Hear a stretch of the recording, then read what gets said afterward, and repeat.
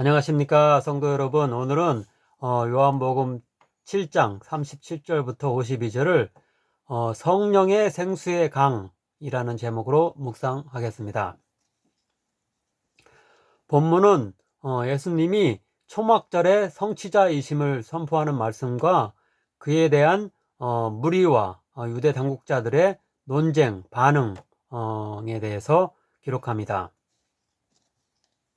첫째로 37절에서 39절에서 예수님은 자신이 성령의 생수의 강으로서 초막절을 성취하는 메시아이심을 나타내십니다. 명절 끝날 곧 큰 날에 예수께서 서서 외쳐 이르시되 누구든지 목마르거든 내게로 와서 마시라. 나를 믿는 자는 성경의 이름과 같이 그 배에서 생수의 강이 흘러나오리라 하시니, 이는 그를 믿는 자들이 받을 성령을 가리켜 말씀하신 것이라. 여기서 명절이란 당연히 앞에 언급된 초막절인데요. 이 초막절에 대해서 좀 더 살펴보겠습니다. 레위기 23장과 신명기 16장 등을 보면 이 절기는 본래 포도, 그리고 다른 과일들, 그리고 올리브 등의 수확에 대해 감사하는 절기였지만, 나중에 광야 40년 동안의 하나님의 은혜에 대한 기억이라는 의미가 덧붙여진 것으로 생각할 수 있습니다. 따라서 초막 또는 영어로는 텐트를 치고 7일 동안 야영을 했는데요. 가장 특별한 행사는 매일 아침마다 제사장들이 실로암 못에서 금주전자로 물을 기르다가 참배객들이 모두 지켜보는 가운데 성전 제단의 은사발에 그 물을 부어서 제물로 바치는 의식이었다고 전해집니다. 풍년을 가져올 수 있도록 풍족한 비를 내려주시길 빌며, 다른 한편으로는 출애굽 때의 광야에서 반석으로부터 물이 나오게 하는 이적을 통해 구원해 주신 하나님께 감사를 돌리는 행사였을 것입니다.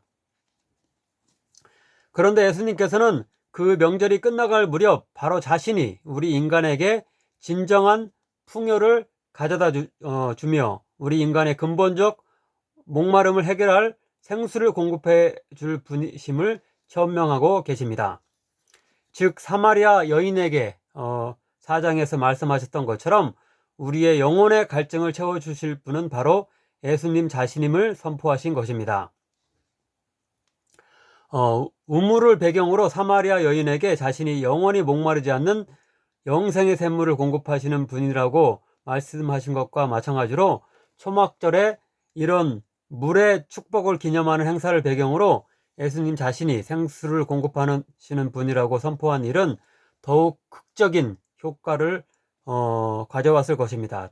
따라서 40절 이하를 보면 무리 중 일부가 예수님을 참된 선지자 또는 메시아로 여기게 되었으며, 심지어 예수님을 체포하라고 보내진 그 성전 경비병들까지도 감동을 받아서인지 감히 체포하지 못했다고 이렇게 말씀됩니다.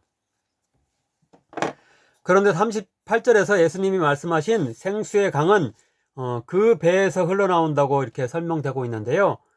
이것은 요한복음 19장 34절에서 한 로마 군병이 예수님의 옆구리를 찌를 때 피와 물이 나오더라 라는 구절에서와 같이 예수님의 십자가상의 죽음을 암시한다고 할 수 있습니다. 예수님이 십자가에 달리실 때 로마 군병이 창으로 찔러서 배에서 이렇게 피와 물이 흘러나온 것을 이렇게 가리킨다고 볼 수 있습니다.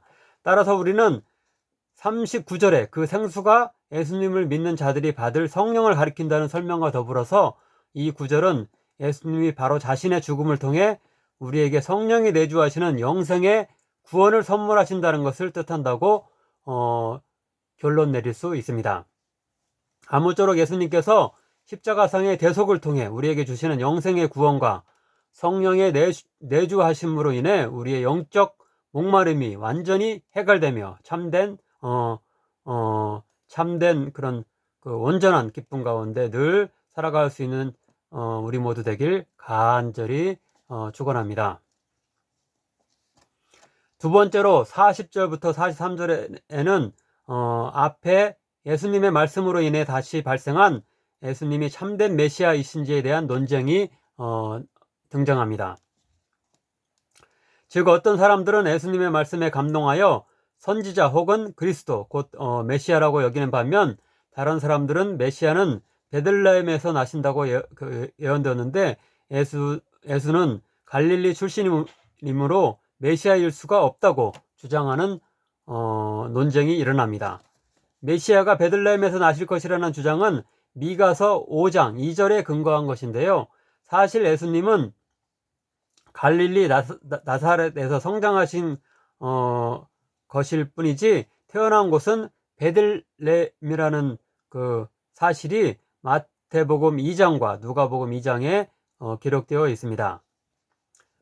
즉 요셉과 마리아가 황제의 명령으로 잠시 요셉의 고향 베들레헴에 호적하러 갔을 때 예수님이 그곳에서 태어나셨고, 잠시 다시 이렇게 헤롯의 박해를 피해 애굽으로 피신한 후 이후 나사렛으로 돌아와 성장하신 것을 확인할 수 있습니다. 그래서 예수님의 그 출신이 이렇게 나사렛이라기보다는 이렇게 근본적으로는 미가서에 그 예언된 대로 베들레헴인 것을 우리가 알 수 있습니다. 마지막 세 번째 구절인 45절부터 52절에는 예수님을 체포하도록 보내진 아랫사람, 곧 성전 경비병들이 예수님의 말씀의 권위에 압도되어 감히 체포하지 못한 일에 대해 대제사장과 바리새인들이 질책하는 일, 그리고 그들과 니고데모 사이에서 일어나는 논쟁이 나오고 있습니다. 즉 그들은 그 성전 경비병들까지 메시아를 자처하는 예수라는 자에게 현혹된 것이 아니냐라고 이렇게 신문을 하면서, 더 나아가 관원이나 바리새인 중에도 그런 자가 있을지 모른다고 의심하며 예수님을 따르는 무리 전체를 율법을 모르는 자라고 이렇게 칭하면서 싸잡아 저주합니다. 이에 대해 3장에서 요한복음 그 앞에 3장에서 일전에 예수님을 찾아왔던 바리새인이자 산헤드린 공회원인 니고데모가 그들의 이런 태도를 꾸짖으며, 아마도 신명기 1장 16절 17절 그리고 17장 2절 5절 등에 근거하여 너희는 제대로 조사해보지도 않고 함부로 예수님과 그 제자들을 하는 것이 아니냐, 너희가 오히려 율법을 잘 모르는 자가 아니냐라고 반박을 합니다. 아마도 니고데모는 3장에서 성령으로 거듭나야 하나님 나라에 들어가며 십자가에 들어 올려 죽으시는 인자이신 예수님을 믿을 때 영생을 얻는다는 가르침을 받은 후 신자가 된 것으로 보입니다. 19장 39절부터 40절에서도 니고데모는 예수님이 죽으신 후 장례를 치르기 위해 귀한 향품을 가져오는 것을 볼 수 있습니다. 그는 종교적이며 사회적으로 매우 높은 지위에 있었음에도 불구하고 진지하게 진리를 추구하는 자로서 깡촌 갈릴리 나사렛 출신이며 정식 교육도 제대로 받지 못한 예수님의 외적 배경에 개의치 않고 예수님을 참된 메시아로 여겼던 것입니다. 그에 반해 대제사장과 바리새인들 대부분은 예수님이 갈릴리 출신임을 지적하며 왜 그런 천한 지역의 출신을 따르려 하냐는 억지 주장을 뒤에 구절들에서 이렇게 계속하고 있습니다. 그 대제사장과 바리새인들은 완악한 마음을 지닌 자들로서 바른 말씀을 하시는 예수님을 그 출신 배경을 이유로 끝까지 거절하며 비난했던 것입니다. 아무쪼록 우리들은 예수님의 겉모습을 보고 예수님을 끝까지 거부하는 대제사장과 바리새인들이 아니라 니고데모와 같이 진리를 외치시는 예수님을 과감하게 따를 수 있는 자들 되길 바랍니다.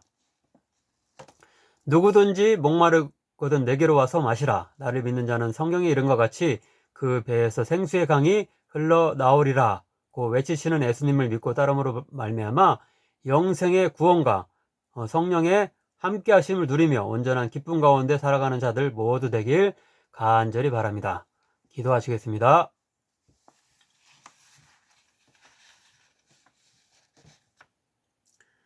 사랑의 하나님, 초막절 7일 매일마다 실로암 면못에서 물을 길어 성전 제단에 붓는 행사를 통해 출애굽시 광야에서 하나님이 기적적으로 물을 공급하여 구원해 주신 일을 기념하며 농사에 있어 풍성한 소출을 거둘 수 있도록 충분한 비를 내려 주실 것을 기원하였는데, 바로 그것을 영적으로 성취해 주신 분이 예수님이심을 알게 하시니 감사드립니다. 예수님만이 우리 인생의 갈증과 불만족을 온전히 채워주실 분이심을 고백합니다. 영생에 소망이 있으며 성령의 내주하심을 믿는 자들로서 온전한 기쁨과 평안 가운데 살아갈 수 있는 자들 되게 하소서. 이렇게 대제사장과 바리새인과 같이 교만한 가운데 있지 않고 정말로 겸손한 마음으로 우리 예수님을 따르며 예수님의 말씀을 실천할 수 있는 자들 되게 하여 주옵소서. 감사함 예수님의 이름으로 기도하옵나이다. 아멘.